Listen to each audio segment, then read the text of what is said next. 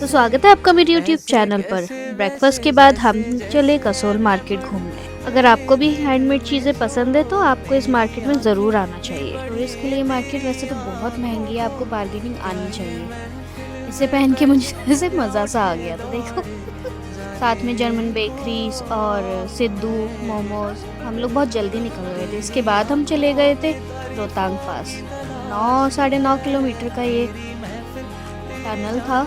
उसके बाद हम पहुँचे सीधा 2 डिग्री नहीं -2 डिग्री। यहाँ पहुँचते ही तो सच में कुल्फ़ी जम गई थी। और साथ में यहाँ पे वॉशरूम के भी पैसे लगते, बताओ यार। मैं तो वैसे फ़र्स्ट टाइम रोहतांग पास आई थी। मैंने सुना कि इससे आगे तो पानी भी नहीं है। अगर आपको सिसु जाना है, रोहतांग पास आगे जाना है, तो उसके लिए आपको पानी तक रखना पड़ेगा।